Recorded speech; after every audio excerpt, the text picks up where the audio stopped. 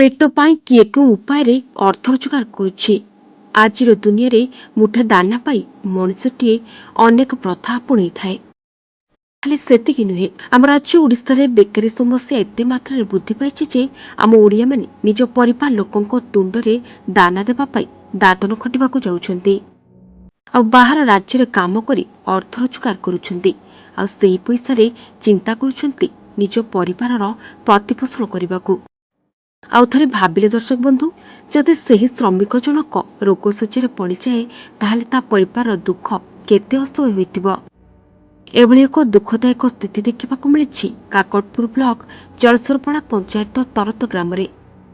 ଏହି ଗାଁର 35 ବର୍ଷୀୟ ଯୁବକ ହେଉଛନ୍ତି ବାବୁଲି ମହାନ୍ତି। 6 ବର୍ଷର ପୁଅ ଓ ସ୍ତ୍ରୀଙ୍କୁ ନେଇ ଏକ ଛୋଟ ଆଜବେଷ୍ଟ ଘରେ ବସବାସ କରୁଛନ୍ତି। ନା ଅଛି ଚାଷ କରିବାକୁ ଜମିବାଡ଼ି, ନା ଅଛି ଆର୍ଥିକ ସହାୟତା। ବାବୁଲି ପଶ୍ଚିମବଙ୍ଗ ରାଜ୍ୟରେ ଫେବ୍ରିକେସନ କାମରେ ଠିକା ଶ୍ରମିକ ଭାବେ କାର୍ଯ୍ୟ କରୁଥିଲେ। ଆଉ ଗାଁରେ 3 ପାଣି କୁଟୁମ୍ବ ବେଶ ଭଲରେ ମଧ୍ୟ ଚଳି ଯାଉଥିଲେ। କିନ୍ତୁ ବର୍ତ୍ତମାନ ବାବୁଲି ଏବେ ରୋଗ ଶଯ୍ୟାରେ। ଆଉ କି ରୋଗ ନୁହେଁ, ଲିଭର କ୍ୟାନ୍ସର। ରୋଗ ଶଯ୍ୟାରେ ଜୀବନ ସହ ସଂଗ୍ରାମ କରୁଛନ୍ତି ଏବେ ବାବୁଲି। ଯେଉଁ ରୋଗରେ କୌଣସି ଅସ୍ତ୍ରୋପଚାର ହୋଇପାରିବ ନାହିଁ ବୋଲି କହିଦେଇଛନ୍ତି ବିଶେଷଜ୍ଞ। କେବଳ ଔଷଧ ଆଉ ମାସକୁ ରକ୍ତ ନେଲେ ବାବୁଲି କିଛି ବର୍ଷ ବଞ୍ଚିଯିବେ। ବର୍ତ୍ତମାନ ବାବୁଲିଙ୍କ ଘରେ ମୁଠେ ଚାଉଳ କିଣିବାକୁ ମଧ୍ୟ ପଇସା ନାହିଁ। ଏତେ ବଡ଼ ରୋଗ ପାଇଁ ମାସିକ 10,000 ଟଙ୍କାର ଚିକିତ୍ସା କରିବେ କେମିତି, ଯାହା ବାବୁଲିଙ୍କ ପରିବାର ପାଇଁ ହେଉଛି ଏବେ ମୁଖ୍ୟ ସମସ୍ୟା। कलिकता काम करते ट्रक्टर लाइन में झाड़ा ब्लड पड़ा 55 हजार घर को पलि आसिले मत कंट्राक्टर कहले तो घर पड़ा तो ब्लड पड़ी तो कम करूँ डॉक्टर देखा डॉक्टर परामर्श डॉक्टर कहले अल्सर है लिवर डैमेज हो जाए ऑपरेशन करहबनी मेडिसिन खाइबू ब्लड देवु जिते दिन तो भाग्य थब मो पैसा ना निराश घर को आसली घर पड़ी 8 वर्ष होगा 5,000 ब्लड 3,000 8,000 टाँग 8-10 भितर खर्च चलती जहाँ कहूँ डॉक्टर किसी खाई पारनी फलमूल भल मंद हलिस फलिस क्षीर फीर कहले मो तो पेट को खाई पारनी एगुरा केमती खाइबी एमती असुविधा पड़ी चली पारनी हेमोग्लोबिन 4.2 3 एमती रोचे तुम भितर खाइब जब कम करनी तुम बाहर किणिक खाओ जब पैसा खर्च कर भल कथा आम आईपारूँ भर मेडिसिन आमर किसी बाहर सांसन ना आ कार्ड तो ऑपरेशन हम आ कि पारनी मो निराश आसली घर को कटकू सरकार साहाଯ୍य किसी ना घर पड़ी ऑपरेशन कहले करहबनी कहले लिवर सारा घा ये ऑपरेशन करहबनी ये बंची छुआ आप मेडिसिन चलो ब्लड चलो मुझे आसली निराश घर को घर पड़ी 8 वर्ष है कहीं दुख शुणे ना सरकार किसी साहाଯ୍य ना भत्ता फता किसी ना किसी असुविधा दुखित ही पड़ी गाँव में किसी बुझार ना कहीं 8-10 वर्ष है घर पड़ी खाया पीवा ना है ब्लड फड़ दे पारनी मेडिसिन खाई पारनी पड़ी गोटे पटे गरीबी आउ गोटे पटे रोगर जंत्रणा बोझ उपरे एबे नलिता बिड़ा भली। बाबुली को आहापते बोली कहबाकू केही नाहांती। सरकारी साहाय्य कहले केवल राशन कार्ड रे चाउल, किंतु अन्य साहाय्य किछि भी नाही। तेल थिले लुण नाही, जहा जेमिति मिलिला ताकू खंडे फुटेई पेटको टिके आहार जोगाई दैथांती, अन्यथा किछि भी नाही।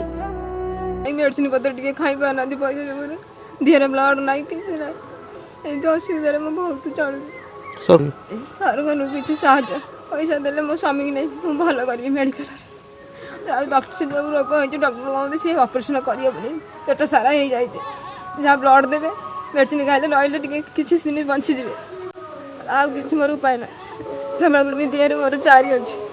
स्वप्न थिला बाबुलींकर गोटे छोट परिवार पुओटी को पाठ पढ़ेबी हाकिम करी जेते कष्ट हो पछे खटिबी और पैसा रोजगार करी भल घरटे तोलिबी आउ पुओटा को मनीष करी किंतु सबु स्वप्न एबे बाबुलींकर स्वप्न होई रहीगला। दैव बाबुलींक परिवार उपरे दाउ साधिला सते जेपरी गोटे खुशी परिवार उपरे कहार नजर लगी जाइछि। धार खरच करी आ केते दिन रक्त औषध आनिबे एबे सबु आशा तांकर भांगी जाइछि। जदि सरकार बाबुलींक चिकित्सा पई किछि सहायता करंता आउ किछि दिन बाबुली शांति रे बंची परिबे बोली कहिसेंती ग्रामवासी।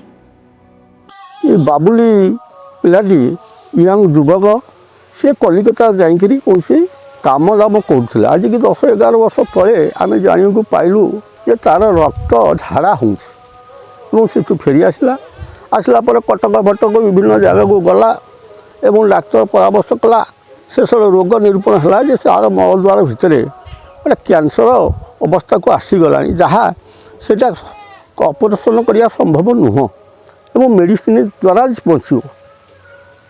ତେଣୁ ମେଡ଼ିସିନ ଖାଇବା ପାଇଁ ତାପରେ ତ ଚାଉଳ ଗଣ୍ଡେ ନାହିଁ, ତା ପିଲା ଚଳିବା ପାଇଁ ସ୍ୱାମୀ ସ୍ତ୍ରୀ ଆଉ ପୁଅଟିକି ଯାଇକି ମାମୁଁ ଘରେ ଅଛି, ଆଉ ସ୍ୱାମୀ ସ୍ତ୍ରୀ ଦୁଇଟା ଚାଉଳ ଦୁଇଟା ତାକୁ ମିଳୁନି, ପରିବାପତ୍ର ଟିକେ ମିଳୁନି ଖାଇବା ପାଇଁ, ଫଳମୂଳ ଟିକେ ମିଳୁନି, ତେଣୁ ଆଉ କୁଆଡ଼େ ଯାଇପାରୁନାହିଁ। ଯେଉଁଟାକି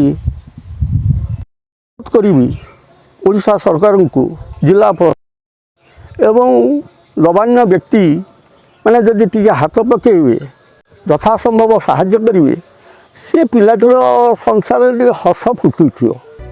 ଏ ବାବଦରେ କାକଟପୁର ବିଡିଓଙ୍କ ପ୍ରତିକ୍ରିୟା ନେଇଥିଲେ ଆମ ପ୍ରତିନିଧି। ସେ କହିଛନ୍ତି ଯେ ଜିଲ୍ଲା ପ୍ରଶାସନ ସହିତ ଆଲୋଚନା କରି ଯାହା ସହଯୋଗ କରାଯାଇପାରିବ ସେ ନିଶ୍ଚିନ୍ତ କରିବେ। ବର୍ତ୍ତମାନ ଖବର ପ୍ରସାରଣ ପରେ ପ୍ରଶାସନ ବାବୁଲିଙ୍କୁ କି ପ୍ରକାର ସହାୟତା କରୁଛନ୍ତି ତାହା ଦେଖିବାକୁ ବାକି ରହିଲା। ମୁଁ ତ ବର୍ତ୍ତମାନ ଆପଣମାନଙ୍କଠୁ ଏ କଥାଟା ଜାଣିବାକୁ ପାଇଲି ତ ସ୍ଥାନୀୟ ପ୍ରଶାସନ ହିସାବରେ ଏବଂ ଜିଲ୍ଲା ପ୍ରଶାସନକୁ ଆମେ ଜଣାଇବୁ ଏ କଥାଟା, ଆଉ ଜିଲ୍ଲା ସ୍ୱାସ୍ଥ୍ୟ ବିଭାଗ ତରଫରୁ ତାଙ୍କୁ କ'ଣ ସୁବିଧା ଦିଆଯିବ ତାହା ସରକାରଙ୍କର ଯାହା ବି ଆମର ଗାଇଡ଼ଲାଇନ୍ ଥିବ ସେହି ଅନୁସାରେ ଆମେ ତାଙ୍କୁ ସାହାଯ୍ୟ କରିବା ପାଇଁ ଚେଷ୍ଟା କରିବୁ। ଆଉ ନିହାତି ଭାବରେ ଆମେ ଜିଲ୍ଲା ପ୍ରଶାସନକୁ ଏଇଟା ଜଣାଇବୁ, ଆଉ ତାଙ୍କର ବି ଯାହା ଗାଇଡ଼ଲାଇନ୍ ଥିବ ସେ ଅନୁସାରେ ତାଙ୍କୁ ସାହାଯ୍ୟ କରିବା ପାଇଁ ମାନେ ଆଗକୁ ଆସିବେ। କାକଟପୁରରୁ ଆଜୁ ବିଶ୍ୱାଳଙ୍କ ରିପୋର୍ଟ, ରିପୋର୍ଟର୍ସ ଟୁଡେ।